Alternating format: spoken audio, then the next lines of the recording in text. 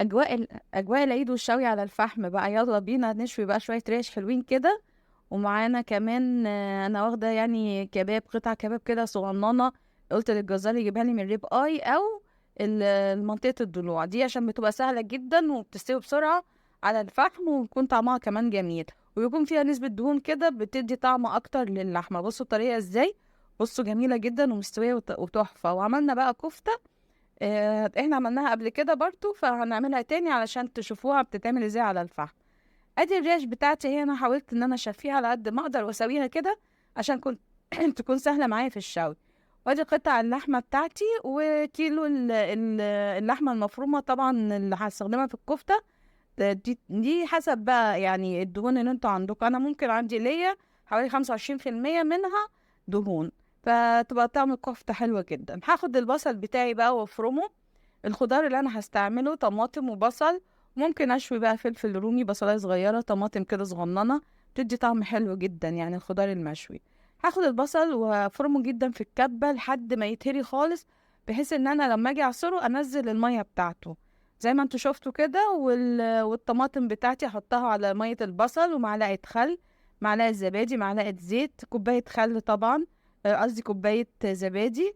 والتوابل بتاعتي اللي انا استخدمها توابل عادية جدا، ملح وفلفل اسمر، شوية بابريكا، وشوية بهارات لحمة زي ما انتوا تحبوا يعني، بس بسيطة جدا علشان ايه ما تضيعوش طعم اللحمة. واحنا عارفين طبعا ان الكباب والكفتة يعني ما بنحطش توابل كتير عشان نستمتع بطعم اللحمة. والزبادي اللي انا حطيته ده بيدي طراوة للقطع اللحمة كده، وبيخلي الأنسجة متفتتة وسهل قوي انها تستوي. دلوقتي بقى انا هاخد القطع الريب اي اللي انا قطعتها الكباب، وتبلتها بنص التتبيلة اللي احنا ايه استخدمناها في تتبيلة الريش. الكفتة بتاعتي بقى ادي تفل البصل، معايا بيضة، شوية بقسماط مطحون، وملح وفلفل وبهارات كفتة، بس مش اكتر، فقط لا غير. وهقلبها كلها كويس جدا جدا جدا جدا، وافضل اخلطها ببعضها كده. وكمان لو تحبي ولو انت عندك المقدرة، تاخديها ضربة كده في الكبة مرة تاني، علشان ايه تتسمخ وتدخل الأنسجة كلها في بعضها، تبقى عاملة زي الخيوط كده يعني، تمسكيها بإيدك زي ما انت شايفة كده، مفتلة كأنها خيوط. هي دي الكفتة الناجحة. وتحطيها ساعة في التلاجة، تاخديها بقى تطلع تحفة معاكي، وخصوصا على الفحم. في الوقت اللي الكباب بيتبل فيه، انا هاخد بقى من السلطة بتاعتي، هقطع خيار وطماطم وبصل، بقدونس. ودي سلطة الحاتي العادية جدا. هتبلها بقى بالتتبيلة بتاعتي بقى، هاخد معلقة زيت زيتون، معلقة خل، عصرة ليمون، ملح، كمون، شوية فلفل أسمر. واروح بقى حطاهم كلهم على بعضهم كده، واحط لها شوية مية، وادخلها التلاجة. دي احلى سلطة حياتي هتاكليها. هي بتتعمل كده تحفة جدا وطعمها جميل. دلوقتي الكباب بتاعي بقى هاخده على سيخ، وهبدأ ان انا ايه اسيخه كده، يعني ادخل كل قطعة في السيخ. ولو عندك بقى اي نوع من الدهون، انا كان عندي ليا فقطعتها قطع صغيرة بين كل قطعة كباب والتانية، واحط قطعة ليا، بتفرق في الطعم جدا، وبتخلي طعم الكباب في منتهى الجمال، وبتديله طراوة ويعني ريحة، مش عارفة اقول لكم كأنكم قاعدين عند الحاتي بره يعني. وانتي بتعملي في البيت، وبتخلي كل حاجة حلوة وجميلة والطعم حلو. بالنسبة للكفتة بقى نفس الحكاية، هسيغها على السيخ بتاعي.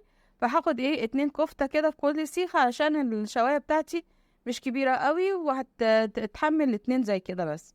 دلوقتي هنروح نشوي بقى الشوي بتاعنا. بصوا الشواية بتاعتي انا كنت مسخنة الفحم خالص لغاية ما هدي، وابتديت بقى احط القطع ال قطع الريش بتاعتي، وهتستوي جدا لان انا حطيت لها زبادي وخل، وده خلى الانسجه بتاعتها متفتته كده، وتقدري ان هي تستوي بسرعه وسهله الاستوى. هقلبها يمين وشمال، واخد بالي كويس قوي لان الفحم ممكن يحرقها. هبعدها يعني على الاقل حوالي كده 10 سنتي عن الفحم الوالع. بصوا اللون الحلو ده، هو ده لون الشوي. وادي الاكله بتاعتنا في منتهى الجمال يا جماعه، والكفته استوت وكانت جميله جدا. وعايزه اوريكم بقى اللحمه هي اللي انا عملتها اللي كانت في السيخ. بصوا استوت ازاي، واللي هي القطع اللي بينها دي ادت طعم حلو. بصوا طريه قوي، طريه قوي، طعمها تحفه. والخضار كمان استوى. هنعمل ساندويتش كفته بالطحينه كده، حاجه جميله جدا، ولا كانك روحتي لاي محل وصرفتي مبلغ كبير يعني. فتعملي حاجه في البيت. بصوا الريشه سهله جدا وجميله ومستويه.